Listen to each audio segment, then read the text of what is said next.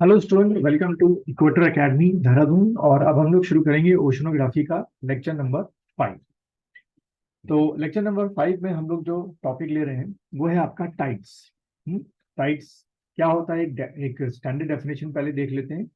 The increase and decrease of sea water या oceanic water, ठीक है, दोनों ही हो गया। जितना भी सी का वाटर है और आपका ओशियानिक वाटर है, ठीक है, उसमें क्या होगा, increase and decrease of sea water या oceanic water due to gravitational force of the sun and moon are called tides. आपको समझ होगा कि लगातार जो सन और जो मून है वो हमारे अर्थ पे क्या डाल रहा है, एक पुल अप कर रहा है, अपनी ओर खींच रहा है। और उस खिंचाव से, उस ग्रेविटेशनल फोर्स से जो पानी की ऊंची ऊंची लहरें होती हैं उनको हम लोग क्या देते हैं, टाइड्स बोलते हैं। फिर the sea waves generated by tides are called tidal waves. इस कारण जो वेव्स ऊंची ऊंची जनरेट होती हैं उनको हम लोग क्या बोलते हैं, टाइडल वेव्स आपका। ठीक है, ये डायग्राम हम समझेंगे। पहले एक थोड़ा सा इमेजिनेशन कर लेते हैं कि मान लीजिए आपका जो है ये क्या हो गया, हमारा सन हो गया, ठीक है, और हमारी क्या हो गई, ये अर्थ हो गई। ठीक है, अब आपको एक इमेजिनेशन करनी है क्या, कि जो मून है वो इसके अर्थ के चारों ओर कैसे घूम रहा है, एंटी क्लॉकवाइज डायरेक्शन में। सबसे पहले चीज आपको ये करनी है, यानी कि हम एक मून की 4 पोजीशन बना लेते हैं। एक मून की पोजीशन 1, फिर एक मून की पोजीशन 2, फिर आपके मून की पोजीशन 3 और मून की पोजीशन 4। ठीक है, मून 1, मून 2, मून 3 पोजीशन और मून 4 पोजीशन।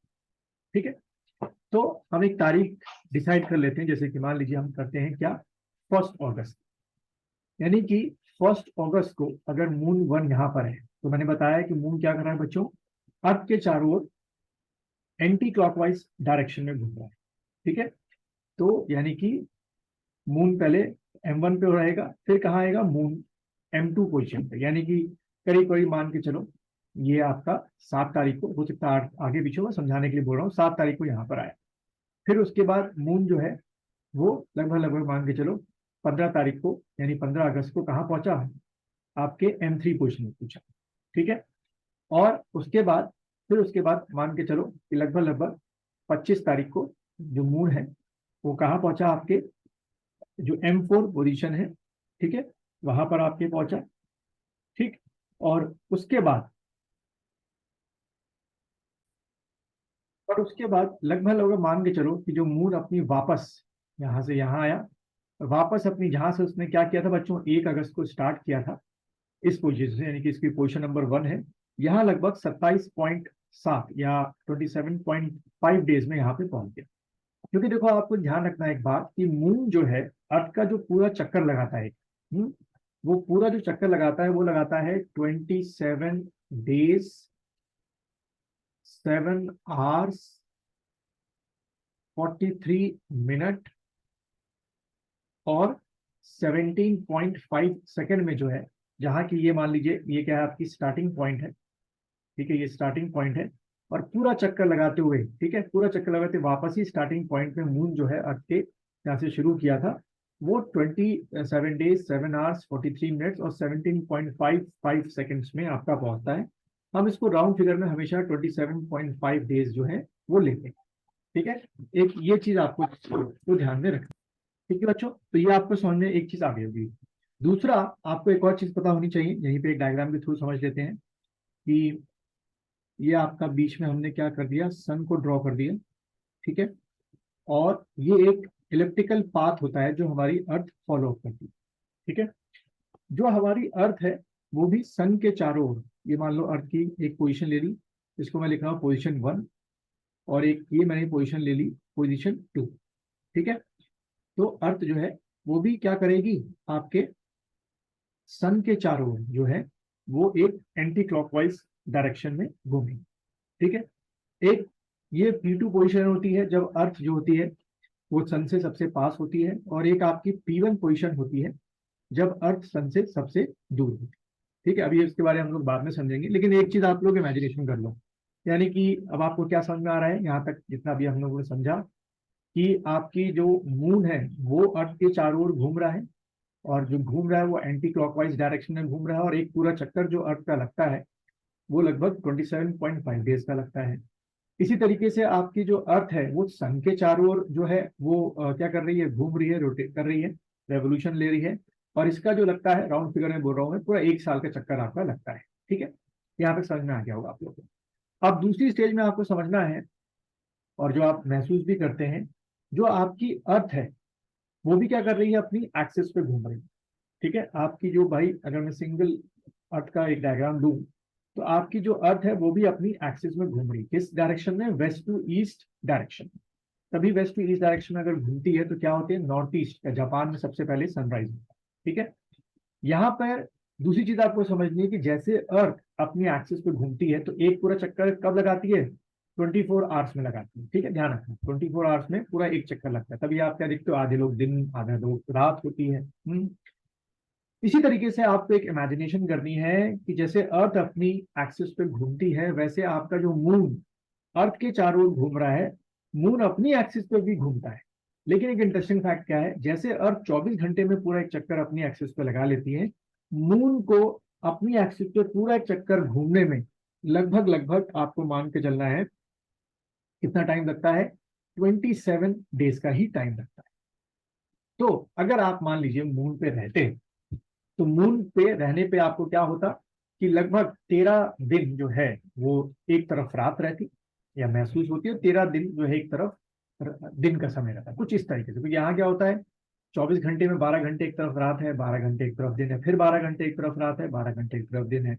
यहाँ पर मून का इतना स्लो आपका क्या हो रहा है, आपका मून का जो रोटेशन हो रहा है अपनी एक्सिस पर, कि वो पूरा 27 दिन ले रही है पूरा घूमने में, और उसी दौरान वो अर्थ का भी एक चक्कर लगा रही है। उम्मीद है यहां तक जो आपको है वो समझ में आ गया।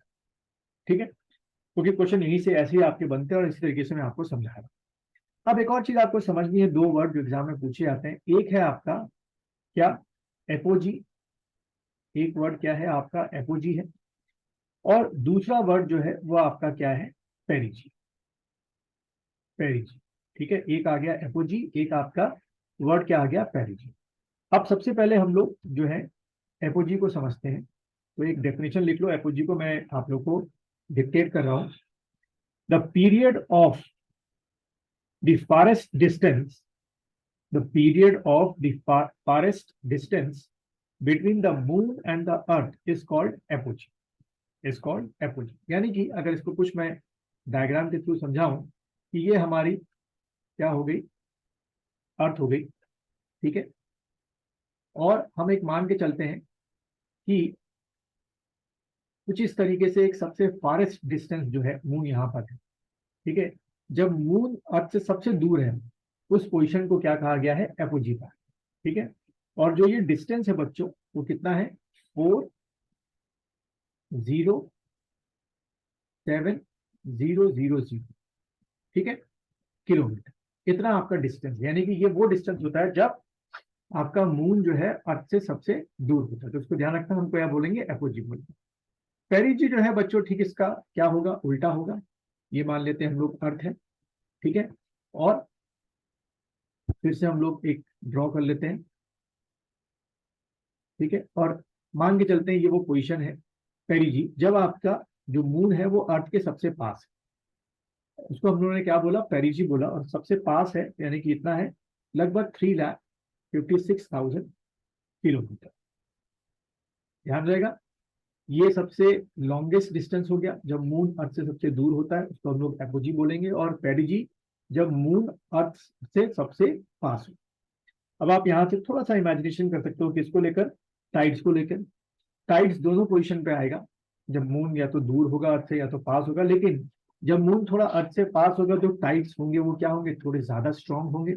और जब मून अर्थ से दूर होगा तब भी टाइड्स आएंगे, लेकिन थोड़ा सा क्या होंगे आपके, वीक टाइप के। कहते मतलब वीक तो ऐसा नहीं कि बिल्कुल वीक पड़ जाएंगे, लेकिन एज कम्पेयर टू किसके मुकाबले, आपका पेरिजी और एपोजी के, मतलब एपोजी के मुकाबले थोड़ा सा स्ट्रांग बनेगा जब पास में होगा।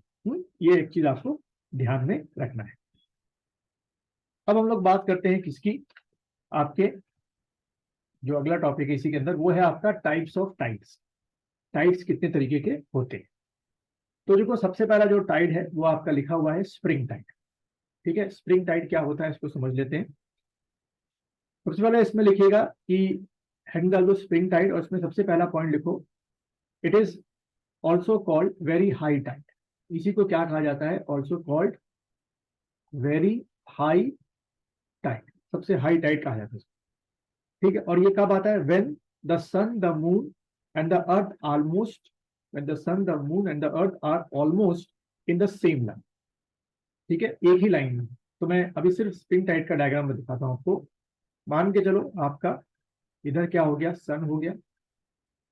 ठीक है, फिर यहाँ पर आपकी हमारी क्या हो गई, अर्थ हो गई। ठीक है, और ये क्या हो गया, मून हो गई। तो देखो सेम लाइन में, व्हेन द सन, दिखाया था मैंने, when the sun the moon and the earth are almost in the same, such tides are called spring tide. तो ध्यान रखना है, स्प्रिंग टाइड में हमेशा ये एक लाइन में होंगे। अब देखो स्प्रिंग टाइड में खासियत क्या है, अर्थ भी जो है वो, या जो सन है वो अर्थ के पानी को अपनी ओर खींच रहा है, और मून भी जो है वो अर्थ के पानी को अपनी ओर खींच रहा है, क्योंकि दोनों क्या डाल रहे हैं, ग्रेविटेशनल पुल डाल रहे हैं।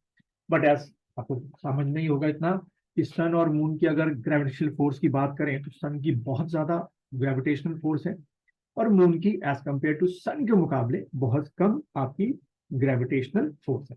बट आप समझ सकते हो कि दोनों ही जो आपकी जो वो है फोर्सेस, वो कितनी स्ट्रॉन्ग है।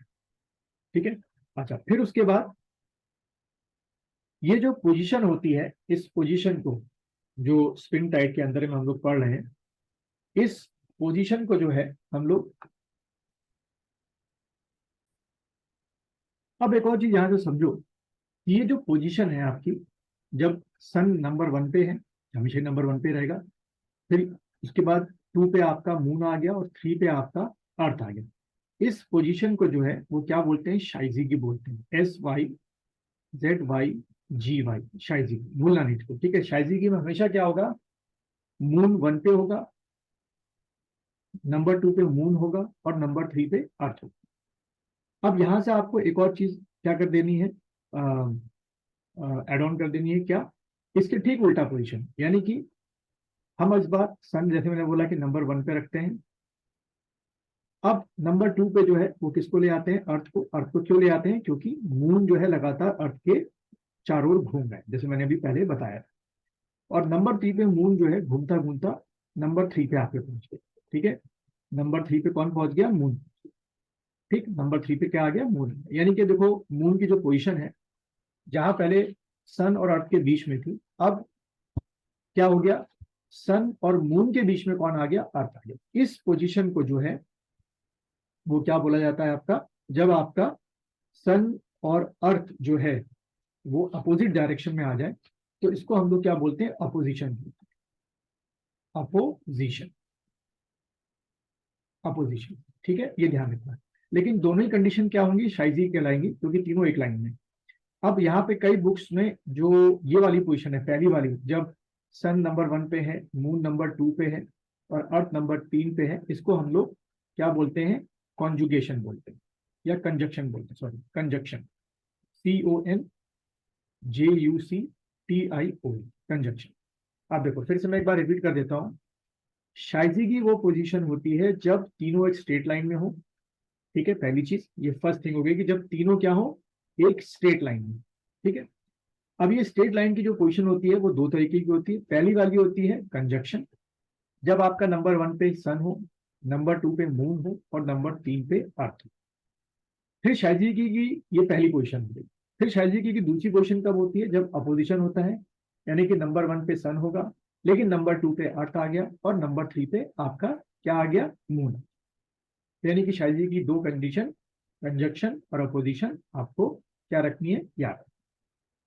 अब यहीं से दूसरी स्टेप में आते हैं।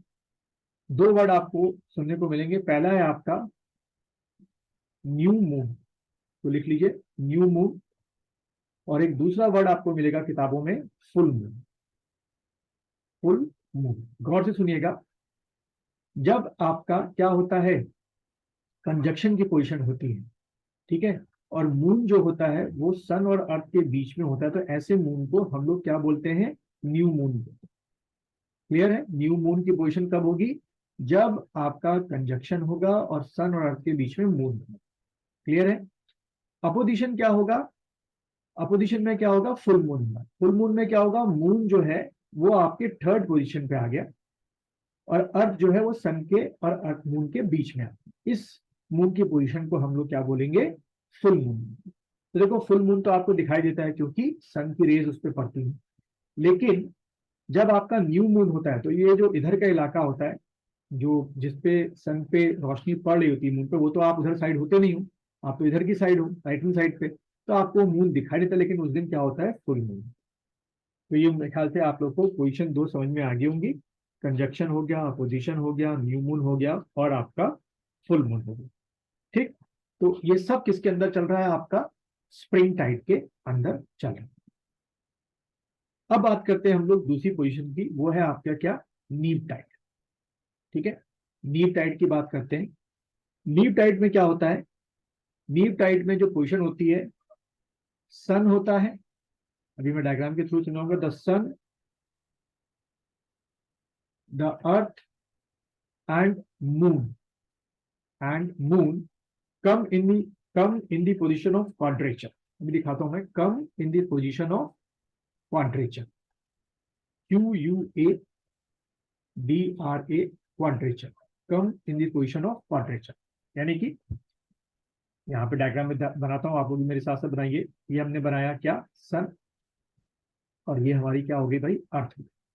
जैसे मैंने बताया, हमारा मून जो है अर्थ के चारों ओर घूम रहा है।